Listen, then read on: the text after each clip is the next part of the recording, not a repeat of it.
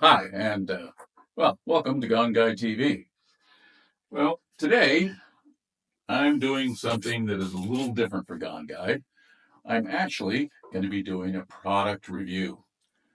Why, you might ask? Well, it's not the product review, it's the product I'm reviewing and why. And you'll see that up here.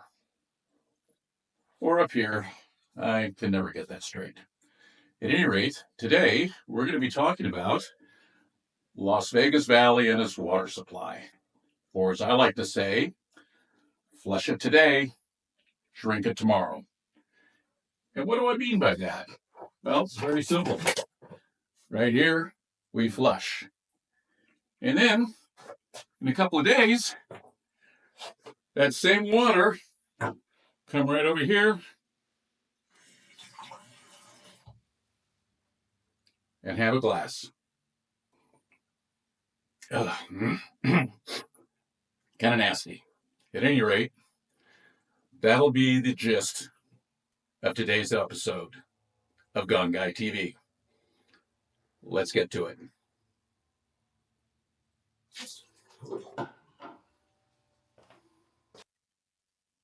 So today we're talking about water, but not just any water. We're talking about drinking water, the staff of life, that liquid that fuels everything about us and makes up 75% of our body.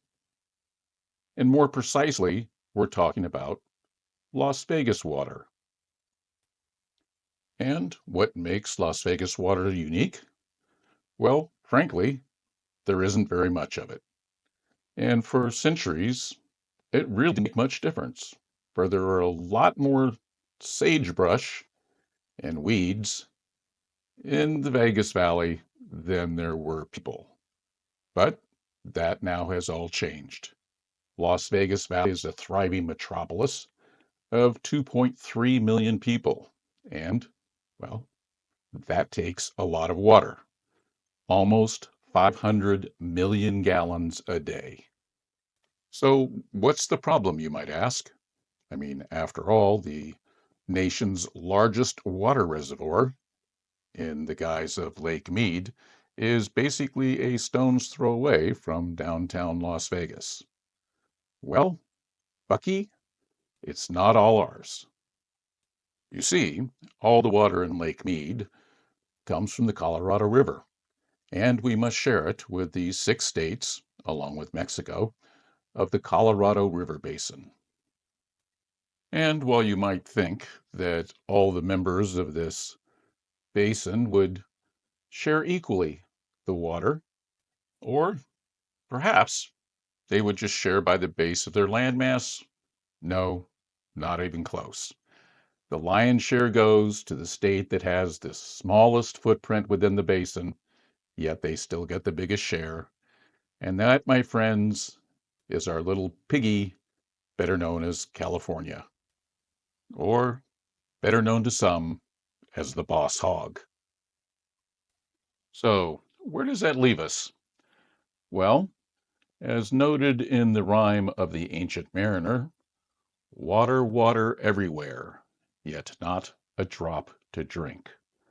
So what do we do, us souls and citizens of the Valley of Las Vegas? Well, the solution was quite simple. Well, we'll simply start drinking our toilet water.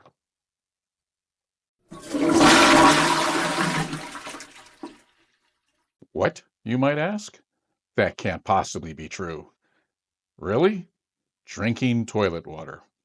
Well, truth be told, starting as far back as the 70s and 80s, Las Vegas and the environs created, well, the Toilet to Tap initiative, where they decided the best way to increase the amount of water they could consume would be to recycle as much as absolutely possible.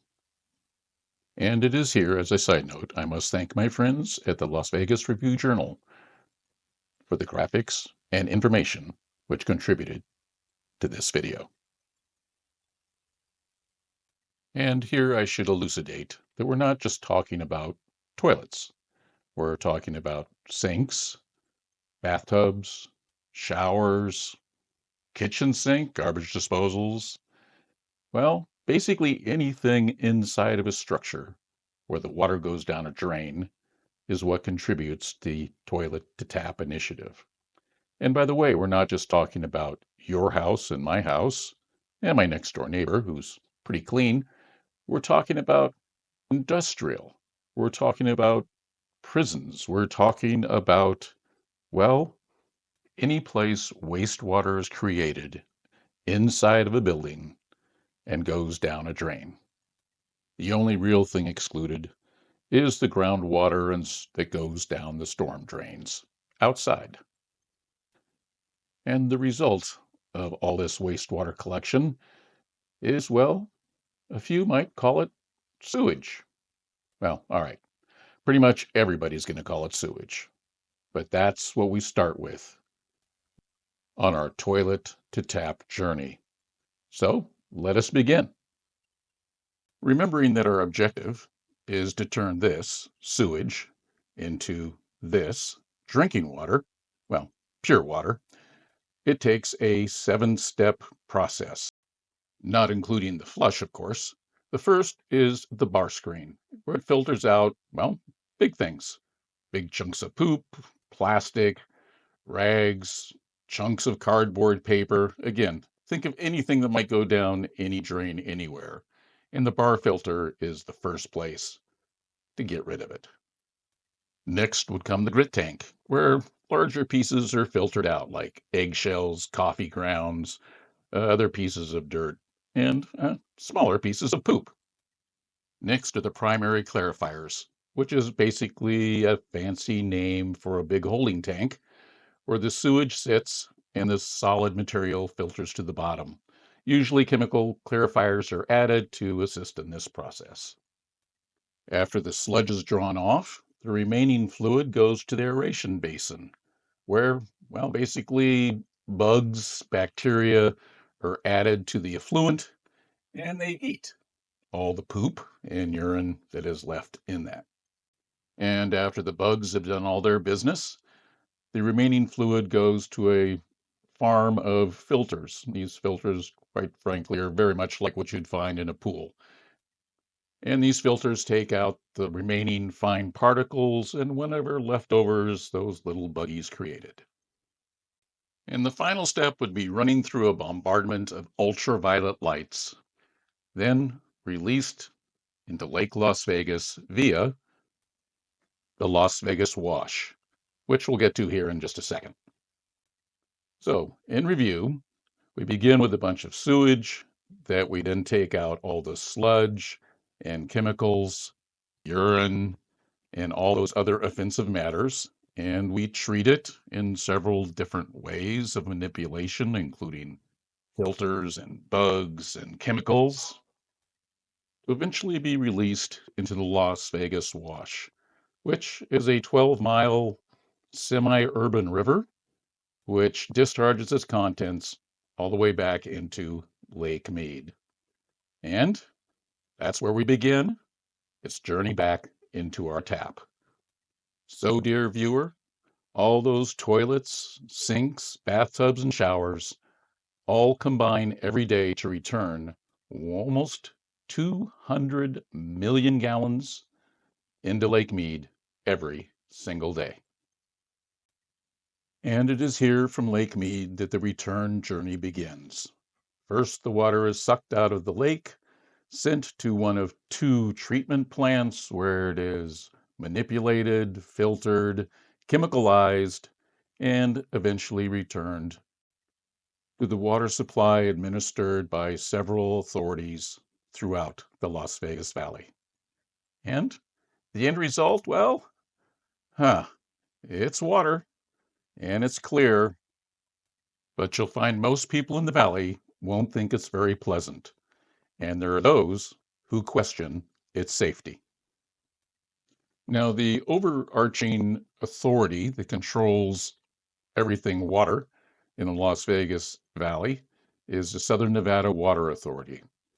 And it is this stage of the video that I must make a few disclaimers and statements in order to avoid the wrath of the SNWA gods as well as YouTube gods, and to avoid any litigation or lawsuit or have my water service permanently disabled.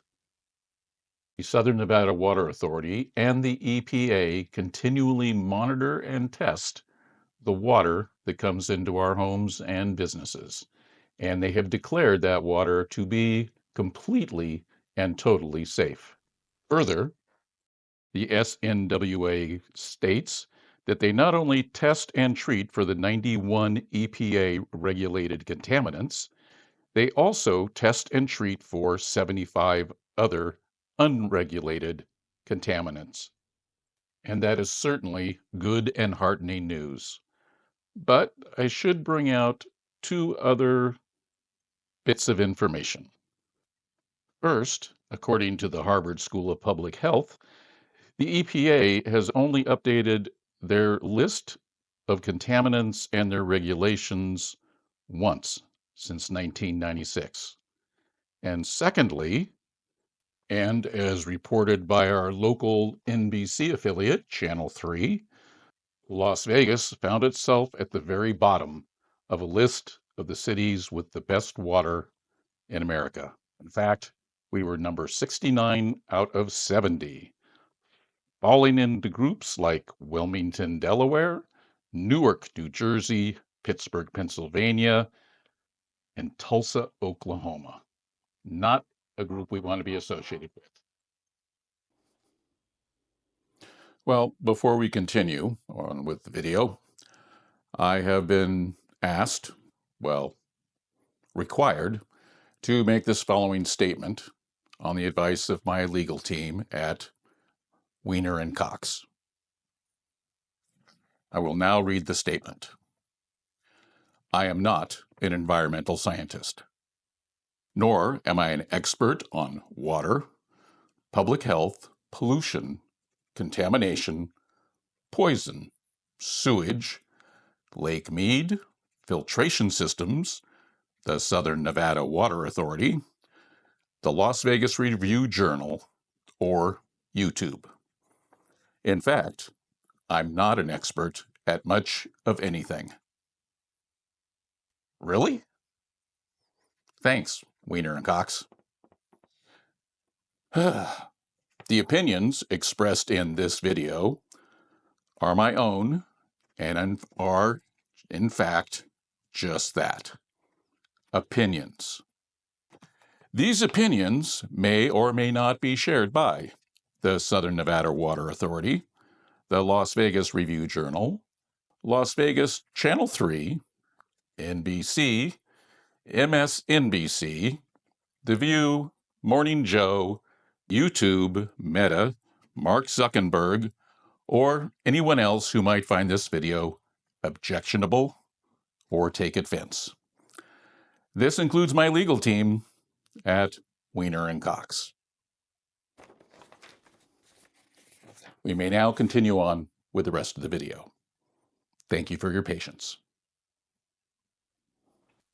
In what seems like an eternity now, at the beginning of this video, I stated that the purpose for this episode was to explain why I've elected to do a product placement.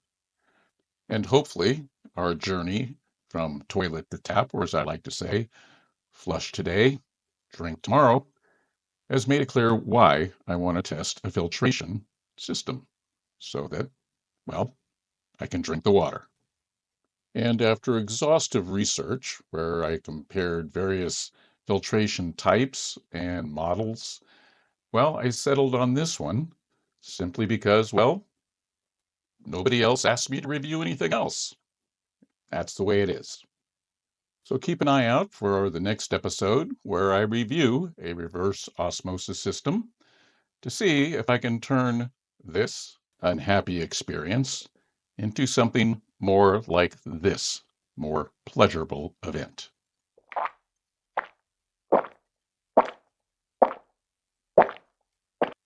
Now that's good water. So, as always, I'm not a professional, so don't try this at home. Thank you for watching Gone Guy TV and look forward to videoing with you again. And let's all stay safe in the water.